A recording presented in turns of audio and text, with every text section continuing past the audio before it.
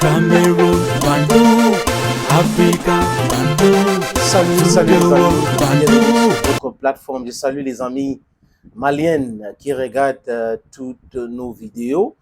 Je salue aussi les amis burkinabés qui regardent nos vidéos, les amis togolais, gabonais.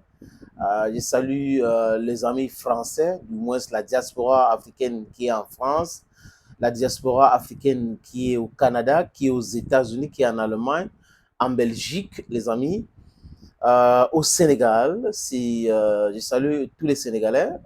En fait, c'est des pays que je cite là, c'est quelques pays dans lesquels on regarde nos différentes productions. On n'est pas en train de dormir. Emmanuel Macron devrait savoir cela. On n'est pas fatigué. Ce qui nous concerne, c'est la souveraineté africaine. Et même quand on aura tout cela, on va veiller à ce que ça soit respecté.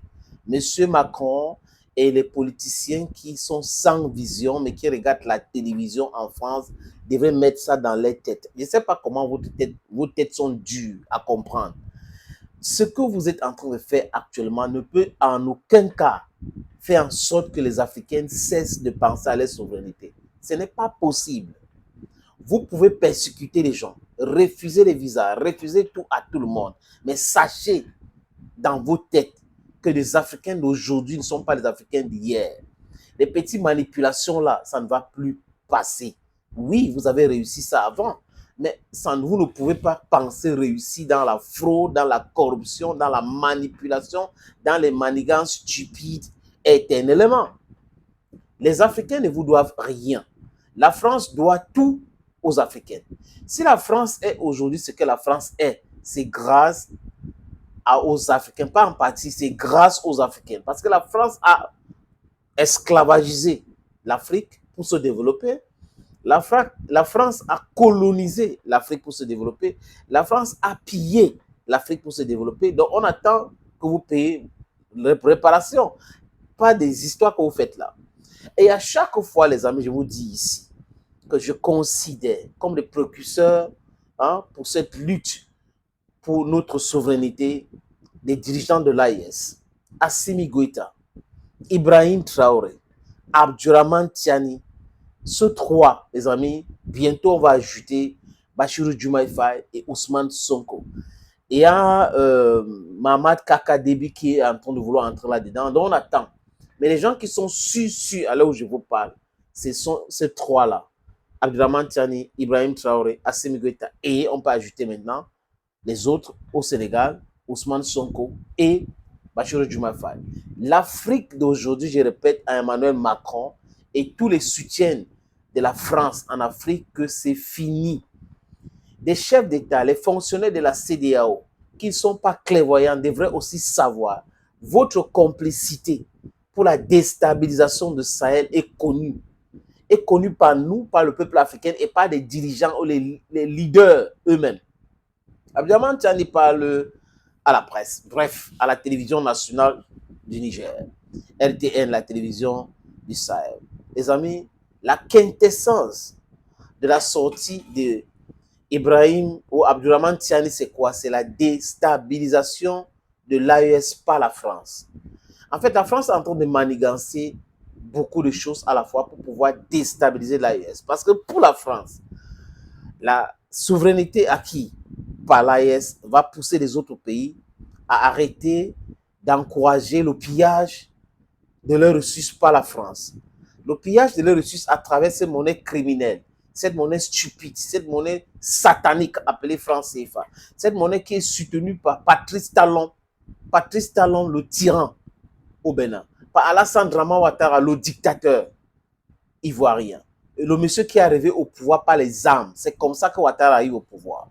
Et Robert Bourget a dit que c'est Gbagbo qui avait gagné les élections en 2010. Ce n'était pas Ouattara, mais la France de Sarkozy, le criminel, a insisté et a bombardé la Côte d'Ivoire, bombardé le palais présidentiel, arrêté le président Gbagbo.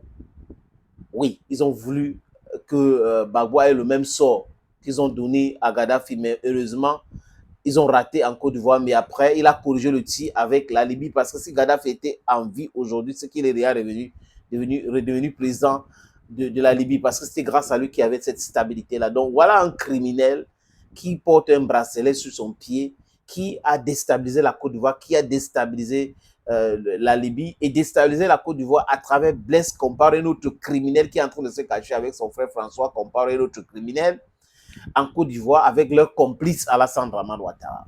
Qu'est-ce que Ouattara et la France sont en train de manigancer, les amis? Ouattara et Emmanuel Macron manigancent la déstabilisation que je vous ai dit. C'est le président Abdourahmane Tiani qui dit ça clairement. J'ai dit clairement. Lui n'est pas le premier. Ibrahim Traoré l'avait dit que Alassane Dramane Ouattara et la France sont en train de se préparer et sont en train de manigancer les choses pour déstabiliser l'AES. Cette fois-ci, le président Tiani vient de confirmer ça encore. C'était le 25 décembre. Et cette sortie encore, là, vous pouvez aller voir. C'est mémorable, les amis. Et dit quoi, le président Tiani? Au mois d'août, voilà, au mois d'août de cette année, la France a organisé une rencontre en Côte d'Ivoire avec certaines autorités ivoiriennes, avec le concours d'Alassane Dramane Ouattara et Emmanuel Macron, et les déchus, les gens qu'on a déchus de leur nationalité, dont les Nigériens qui ont perdu leur nationalité de par leur complicité, leur complot contre la patrie. Ils ont réuni ces gars-là avec un ancien général. Vous vous rappelez à l'époque quand l'armée prenait le pouvoir, il y a un monsieur qui a essayé de faire un contre-coup d'État et ça n'a pas marché, il a fui par le Nigeria. Actuellement, il se trouve en Côte d'Ivoire. Et on est en train de former la rébellion pour déstabiliser le Sahel à partir de la Côte d'Ivoire. Et les instructeurs français sont déjà en Côte d'Ivoire. Et ces rebelles sont formés à la 43e BIMA. Voilà là où les rebelles sont formés. Et on les entraîne sur comment faire la guerre dans la ville, donc la guerre urbaine, et aussi comment prendre les otages. Voilà net. Et c'est soutenu par les chefs d'État, du moins certains chefs d'État de la CEDEAO. C'est soutenu par certains fonctionnaires de la CEDEAO. Parce que la France et l'Union européenne financent cette organisation qui est devenue une organisation moribonde et criminelle aussi, les amis. Donc, ils sont au courant. Tinubu est au courant que la rébellion est en formation en Côte d'Ivoire. Patrice Talon est au courant. C'est pour cette raison que quand le président Tiani a parlé d'encerclement, vous devez comprendre directement. Parce que du côté de la Côte d'Ivoire, sur la frontière burkinabé et malienne, ils sont en train de former les gens. Au niveau du Bénin, il y a aussi des mercenaires formés de ce côté-là. Donc, ils veulent déclencher la guerre du côté du Mali, Burkina Faso et au Niger au même moment. Mais Patrice Talon devrait savoir que si une guerre est déclenchée contre le Niger à partir du Bénin, le Bénin sera en guerre. Et les Béninois ne veulent pas. Si le Mali, le Burkina Faso est attaqué à partir de la Côte d'Ivoire, ils vont riposter. Donc, il y aura la guerre en Côte d'Ivoire. Et les pays de l'AES vont attaquer la Côte d'Ivoire.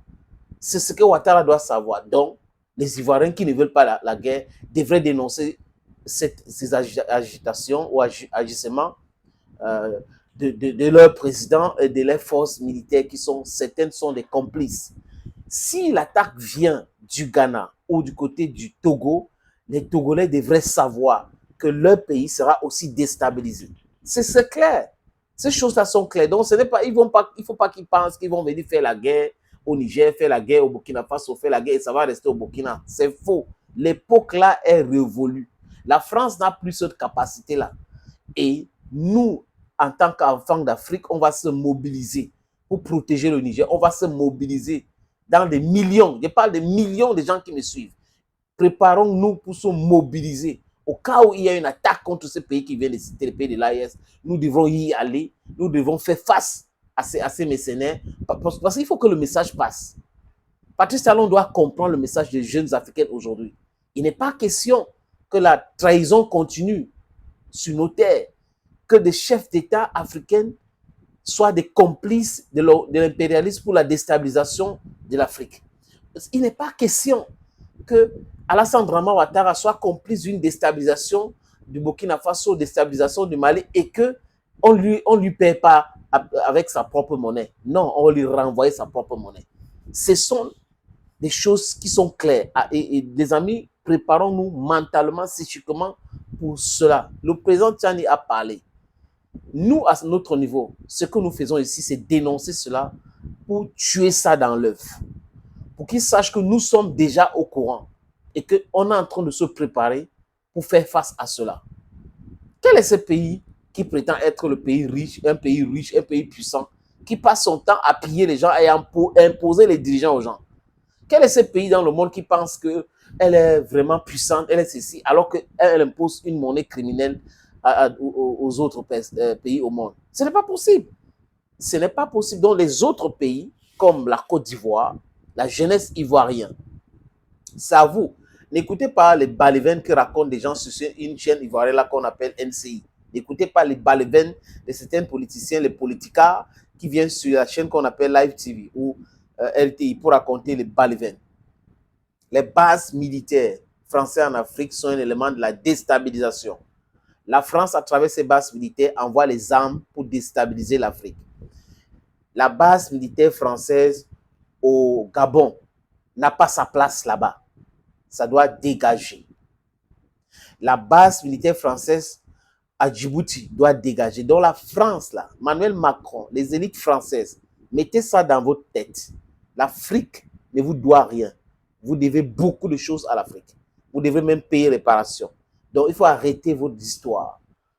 Les amis, on n'est pas dupes, on est debout, on réfléchit et on dit stop à ce non-sens. Il faut appeler les noms. Ouattara de la Côte d'Ivoire est impliqué, les amis, parce qu'on ne peut pas former les militaires, les rebelles, je veux dire, les rebelles chez toi et que le président n'est pas au courant. Ce n'est pas possible. Patrice Talon est aussi au courant. On ne peut pas former les mercenaires au Bénin sans que le président soit au courant. Il est bel et bien au courant. Et nous sommes au courant qu'ils sont au courant. Nous sommes au courant que Macron est en train de manigancer ces choses-là. Et nous dénonçons ça avec la dernière énergie. Et les amis, comme je l'ai dit tout à l'heure, tenez-vous prêts. Si il y a le début du commencement de quelque chose comme ça, on va passer les mots d'ordre. Thank you, friends. And bye-bye.